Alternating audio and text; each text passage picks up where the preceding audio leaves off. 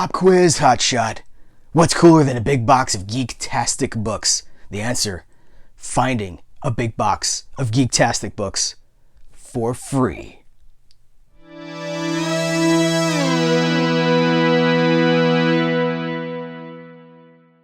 Guys, what's going on? Welcome to Serial at Midnight. My name is Heath, and I'm glad you're here because, well, I have the big box of Geek-tastic books right here by my side, but there's a story to tell about how I acquired said box of Geek-tastic books. So come with me, and I will tell you the story of Second & Charles. We've talked about Second & Charles on the channel before. It's where I scored some sweet Spider-Man omnibuses, some Doctor Strange comics. It was a huge comic book update video. I'll link to it in the description of the links in the description, pal. As well as at the end of the video, I'll put it on the video suggestion screen that pops up at the end of these. But Second & Charles, their entire business model seems to be used media, used movies, music, comics, records. They're in the toy game now, Funko Pops and old action figures and things like that. And so we had some time to kill over the weekend, and I took mini midnight to Second & Charles. And outside of Second & Charles, there's a couple of bins, and they are free bins. And the idea being that people will bring things to them for resale. It's the GameStop model here in the States, the GameStop model where you take your game that you paid $50 for and they're like, I'll give you $1.75 in credit. And you're like, okay, that model. Which is, I'm being a little bit unfair because sometimes they will pay a little bit more, but that's you buy low and then they resell you very high. So when they don't have things that they will buy back, they'll be like, well, we can put it in the free bin. We can't take this. And people, I guess in their frustration on their way out, they're like, well, they wouldn't buy these back. Well, there's these free bins outside. And I've watched people just drive up, get out of their car, and just drop it off at the free bin. Guys, these books came from the free bin. And they must have just been put there because so there's video footage rolling over this that I took of these free bins, and they're fairly well stocked. They're kind of full, okay? And so I look down, I see this box. The box is not in this video because as soon as I made eye contact with this box, I immediately grabbed the entire box, ran it to the car, stuffed it in the trunk, and then came back because I didn't want anybody getting all these free books. I wanted these books really bad. Like you will see, we're gonna go through these. You'll be like, what?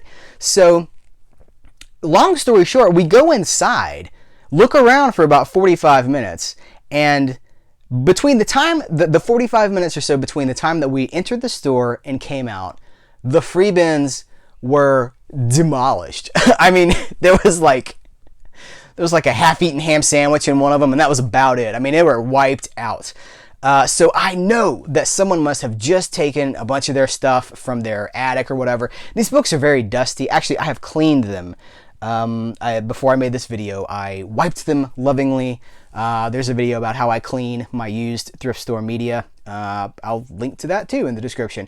But I'm going to show you this box of books free. You guys, free. Now I know that we are not a reading society anymore. I know that Netflixing and chilling has taken the place of a good book. But here at Serial at Midnight, I do believe that reading is important. I do believe that there's still very cool things in book form. And my goal is to talk more about cool books on the channel. Because, we do movies, we do comics and stuff, but let's do some books too, because books are awesome. So with all that being said, you guys want to see what's in the box? Right off the bat, I saw this. This might have been the first thing that caught my eye. It's the Elfstones of Shannara. I believe this is the second book of Shannara, the Shannara saga.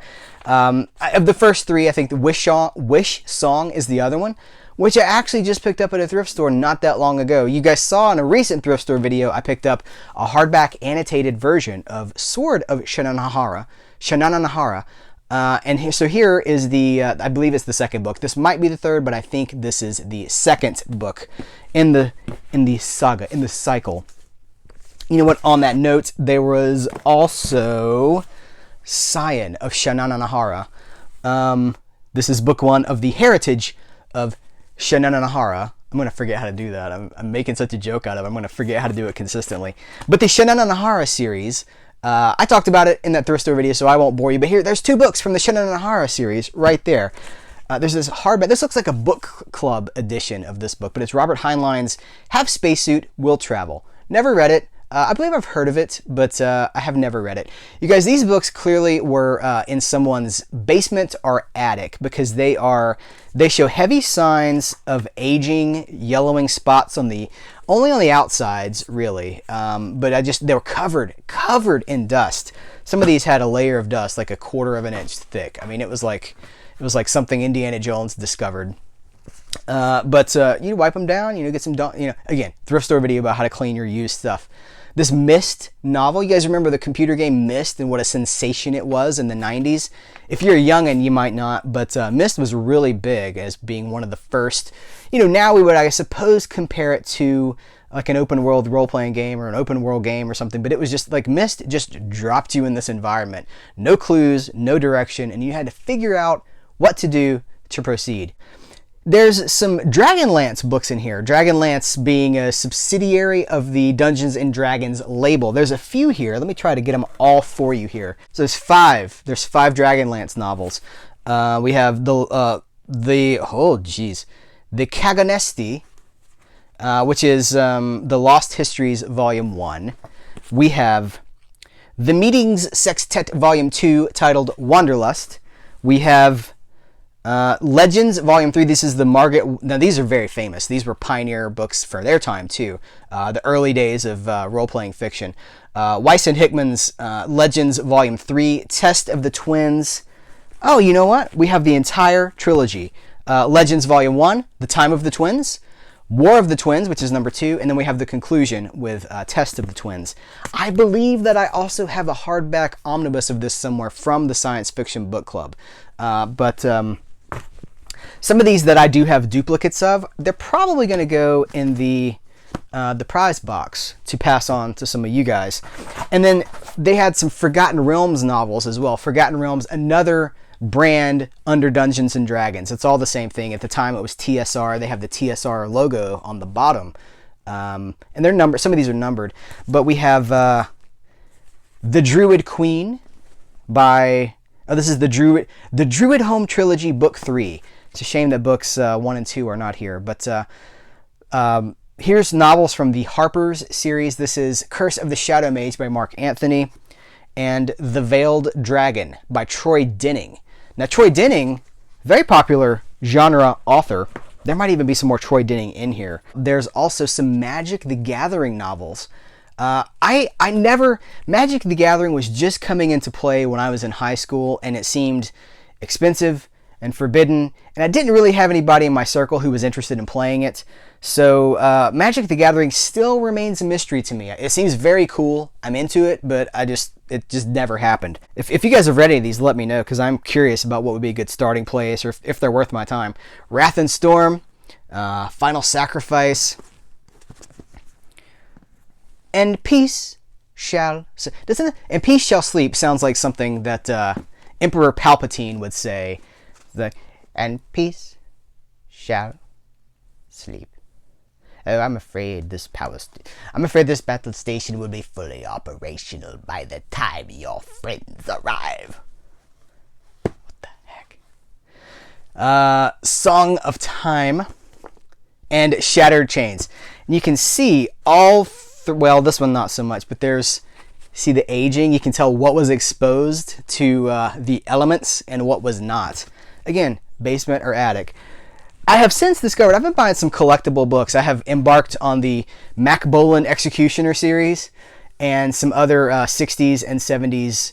I guess they're men's adventure novels is what they're technically kind of called, but I feel like that's kind of limiting. But a lot of, like, some of them have come in protective sleeves. Like, you put comics in protective sleeves. Some of the books that I've bought have come in those sleeves, and I'm like, is this a thing? Am I supposed to be bagging my books? So now, like, clearly if these have been bagged, they wouldn't look like this. But that's a story for another time, I guess. There was the Dark Sword Trilogy, Volume 1, Forging the Dark Sword by Weiss and Hickman.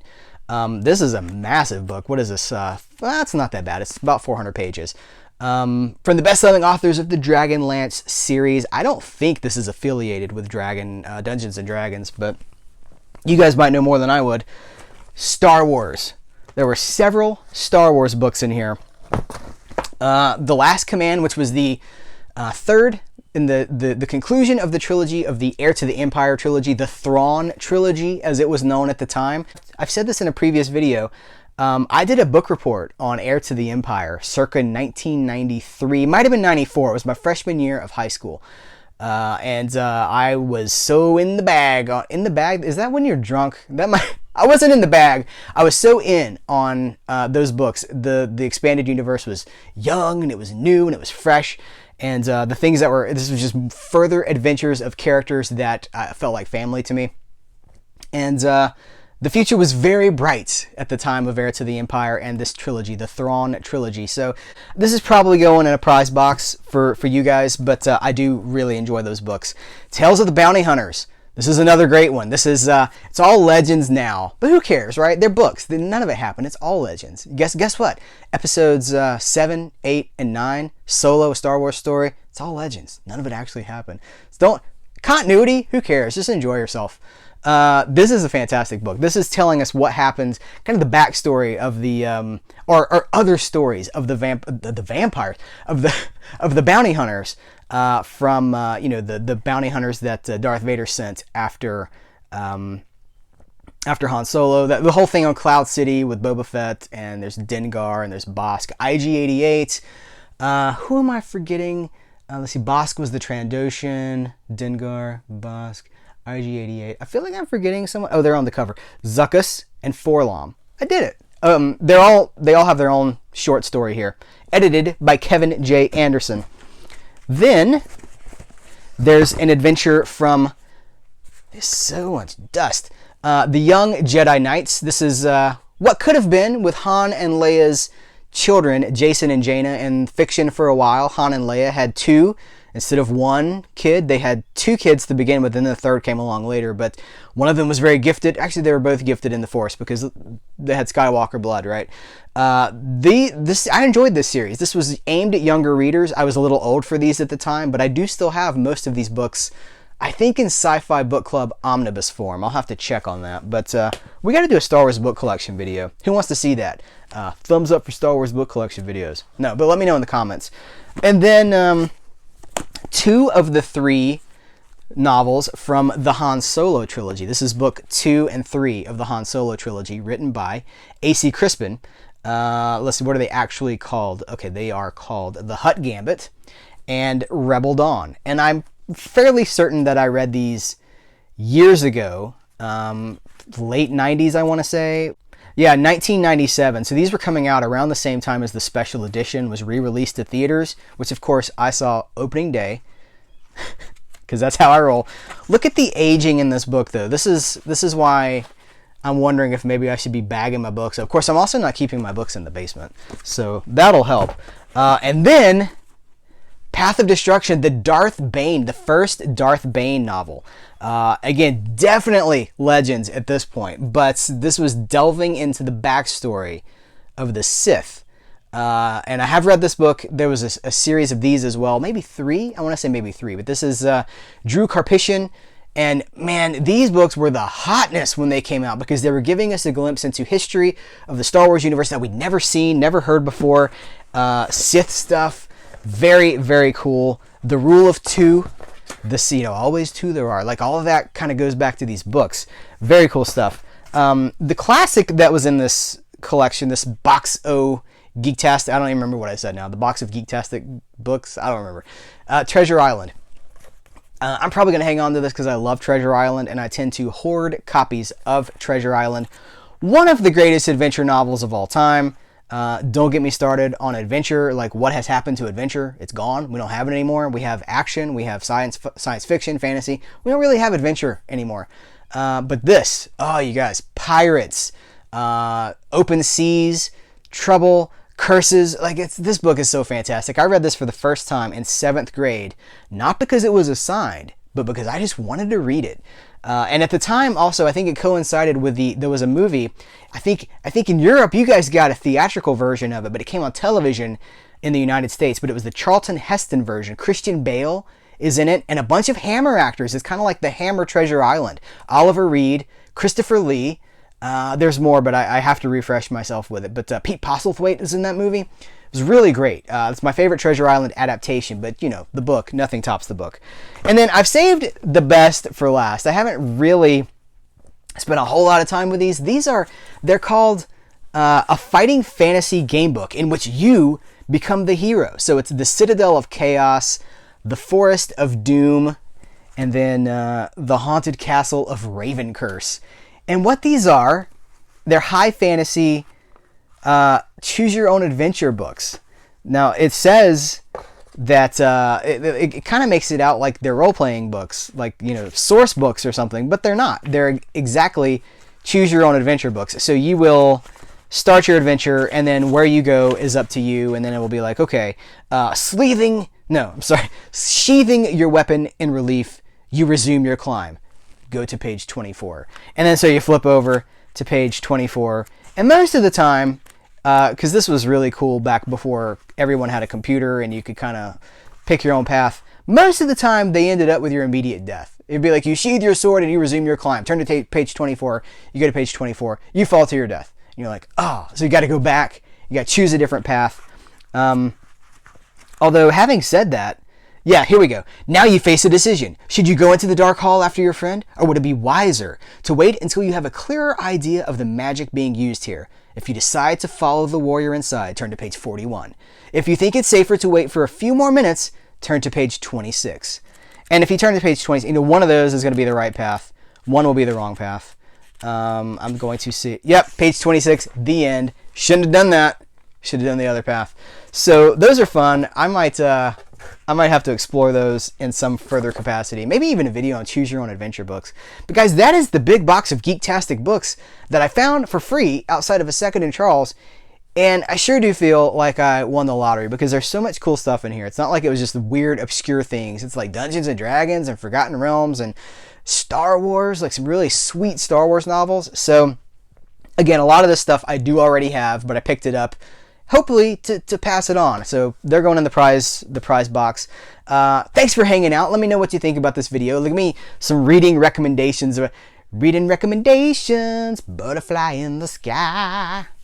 Guys, thank you very much. I appreciate you hanging out, talking about some books, some Geek-tastic books. I guess it's a moral to always stay frosty. Keep your eyes peeled. You never know what's out there. It's not just deals. Sometimes it's even free. So thank you very much for watching this video. I appreciate you guys very much, and I will catch you later.